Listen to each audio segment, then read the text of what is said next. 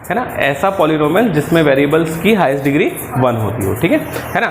तो जनरली हम लोग ने जो पॉलिनोमियल्स में पढ़ा है, ठीक है ना, अब उसमें हम लोग ने जो पॉलिनोमियल्स पढ़ा है, लीनियर पॉलिनोमियल कुछ ऐसा होता है, ये इसका जनरल फॉर्म होता है ax प्लस b, ठीक। अब ये कौन सा पॉलिनोमियल बेटा? लीनियर पॉलिनोमियल, ठीक है। अच्छा, एक और होता है पॉलिनोमियल, इसको मैं कुछ और नाम दे रहा हूँ, q ऑफ x, ठीक है। इसको मैं लिखा बेटा ax प्लस बी वाई, ठीक है, समझ में आ गया, ठीक है। फिर एक और लिखते हैं rx ले लेते हैं, ठीक है। एक और पॉलिनोमियल ले लेते हैं बेटा ax plus B Y plus C Z, ठीक है। These are all of polynomial, है ना, सबके सब क्या है? पॉलिनोमियल, ठीक है।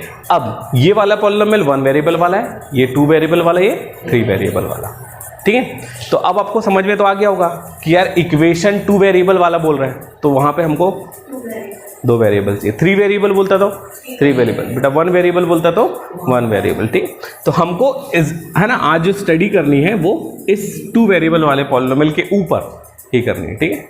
तो अब सबसे पहले तो हम ये पहचानते हैं कि कोई लीनियर इक्वेशन हो या कोई क्वाड्रेटिक हो या कोई क्यूबिक इक्वेशन हो, है ना, ये सबसे पहले क्या रहा होगा बताओ? है ना, पॉलिनोमियल रहा होगा, ठीक है। तो एक्चुअल पॉलिनोमियल ही इक्वेशन के फॉर्म में कन्वर्ट होता है, ठीक है। जैसे कोई लीनियर इक्वेशन है तो वो लीनियर इक्वेशन पहले लीनियर पॉलिनोमियल रहा होगा, उसके बाद वो कन्वर्ट हुआ है काय में? Linear equation. वैसे कोई क्वाड्रेटिक इक्वेशन है, ठीक है, तो वो पहले क्वाड्रेटिक, है ना, पॉलिनोमियल में रहा होगा, ठीक है। सेम एज इट इज यहाँ पे ये 1 वेरिएबल वाले हैं, ये 2 वेरिएबल वाले हैं, ये 3 वेरिएबल वाले। तो ये बेटा इसको हम लोग जनरल फॉर्म बोलते हैं। क्या बोलते हैं इसको? जनरल फॉर्म, ठीक है। अब ये पॉलिनोमियल चाहे 1 वेरिएबल वाला हो, चाहे 2 वेरिएबल वाला, चाहे 3 वेरिएबल, या चाहे कोई भी पॉलिनोमियल हो, है ना, यानी कोई भी पॉलिनोमियल यदि किसी वैल्यू के इक्वल हो जाए, क्या हो जाए बेटा? किसी वैल्यू, मतलब मान लो कि ये सभी पॉलिनोमियल कोई भी होंगे, है ना, क्वाड्रेटिक हो, क्यूबिक हो, लेकिन अभी हम लोग लीनियर पढ़ रहे हैं, दैट्स व्हाई हमने लीनियर। तो यदि ये कोई वैल्यू के इक्वल हो जाए, मतलब हमने इसको कैसे लिखा कि यदि कोई ये एक पॉलिनोमियल है, ठीक है, ये पॉलिनोमियल किसी वैल्यू के इक्वल हो जाए, ठीक है, और ये वैल्यू वेरिएबल भी हो सकती है और कांस्टेंट भी हो सकती हुई, समझ में आया ना। तो बेटा कांस्टेंट में कुछ भी रह चलेगा, लेकिन वेरिएबल में ऐसे ही वेरिएबल रखना है जिससे इस पॉलिनोमियल की डिग्री अफेक्ट ना हो, समझ में आ गया।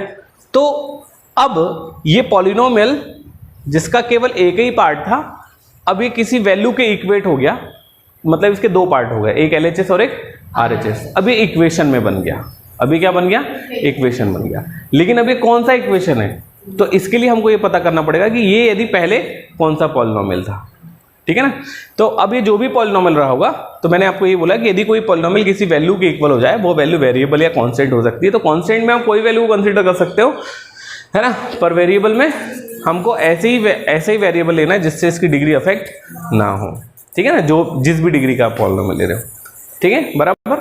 तो अब ये पॉलिनोमियल जो किसी वैल्यू के इक्वल हो गया है, जिसके पास एक LHS और एक RHS है, अब ये पॉलिनोमियल क्या बन गया? इक्वेशन बन गया। यदि ये लीनियर पॉलिनोमियल होता तो लीनियर इक्वेशन, क्वाड्रेटिक पॉलिनोमियल होता तो क्वाड्रेटिक इक्वेशन, समझ में आ रहा है बेटा। क्यूबिक होता तो क्यूबिक इक्वेशन, बाई क्वाड्रेटिक होता तो बाई क्वाड्रेटिक इक्वेशन, ठीक है ना। कांस्टेंट इक्वेशन नहीं बनते, यदि बनेंगे तो 2 = 2, 5 = 5 ऐसे ही बनेंगे, है ना। 5 = 0 नहीं बन पाएगा, है ना। तो ये सब चीजें खैर बहुत अलग चीजें हैं, है ना। चलो, तो है ना, तो वेरिएबल, है ना, पॉलिनोमियल किसी वैल्यू के इक्वेट होता है, तब वो इक्वेशन में फॉर्म होता है, ठीक है। यहां तक ठीक है, क्लियर है, ठीक है। अब आगे हम लोगों को क्या देखना है?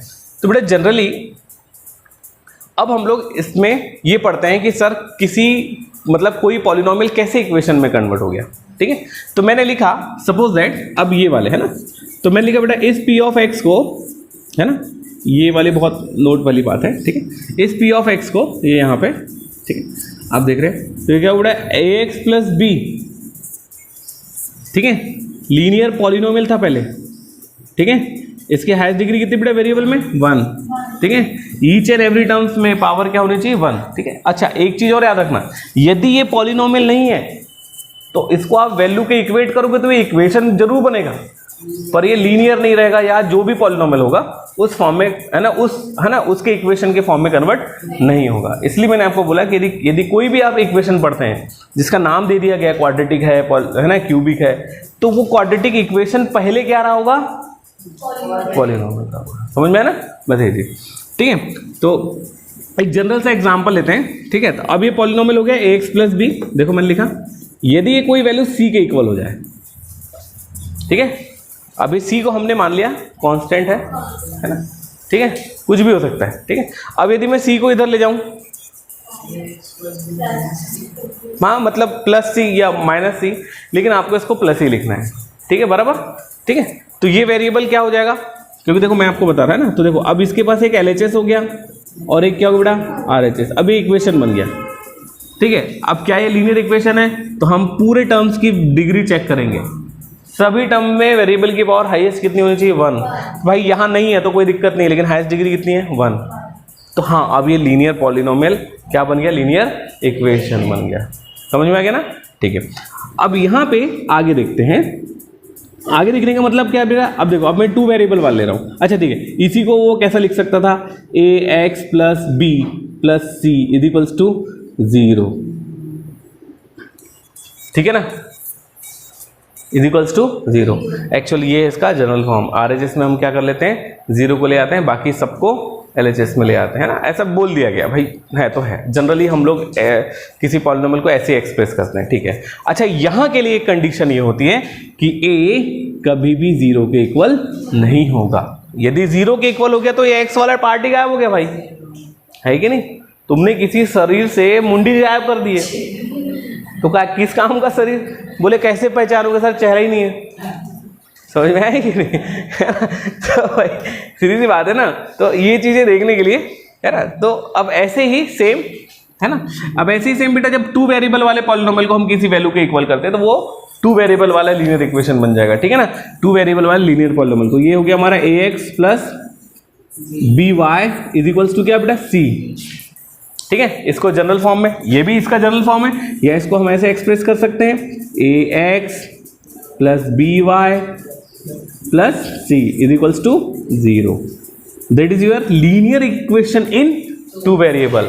अच्छा, 2 वेरिएबल, तो इसमें कंडीशन हमेशा रहेगी कि दोनों ही वेरिएबल की हाईएस्ट डिग्री 1 रहेगी, ठीक है ना। एक की भी 1 2 से ज्यादा हो गई, है ना, तो ये इसका क्या हो गया बेटा, general form of linear equation in 2 variable. ऐसे ही 3 वेरिएबल को भी आप लिख सकते हैं, ठीक है। 3 वेरिएबल को क्या लिखेंगे, डायरेक्ट लिख दे रहा हूं, ax प्लस बी वाई, ठीक है, plus C Z is equals to D ले ले, डी, है ना, और फिर डी को इधर करोगे तो ax plus B Y plus C Z, इधर नहीं करना, मतलब इसका स्टैंडर्ड फॉर्म प्लस डी। देखो बेटा, यहाँ पे मैं भी डी को नेगेटिव स्पिन ले रहा हूं, क्योंकि डी जो भी साइन के साथ होगा वो उस साइन को कन्वर्ट करके इधर आ जाएगा, है ना। तो अभी हम लोग इसको जनरली पॉजिटिव ही मान के चले, ठीक है। तो that is a general form, आगे समझ में, that is a general form of, है ना, लीनियर इक्वेशन इन 3 वेरिएबल। ये लीनियर इक्वेशन इन 2 वेरिएबल, ये लीनियर इक्वेशन इन, है ना, तो जिसका LHS और RHS है वही इक्वेशन बनेगा। पॉलिनोमियल में देखो कोई LHS RHS नहीं, ठीक है ना, केवल ये है ना वेरिएबल और कांस्टेंट का अलजेब्रिक एक्सप्रेशन है, जहां पर हमने वेरिएबल्स की पावर को ऑलवेज भी होल नंबर रखा है, ठीक है। तो ये हो गया हमारा क्या बेटा, 1 वेरिएबल क्या होता है, 2 वेरिएबल, है ना, तो पहले पॉलिनोमियल पढ़े फिर इक्वेशन पढ़े।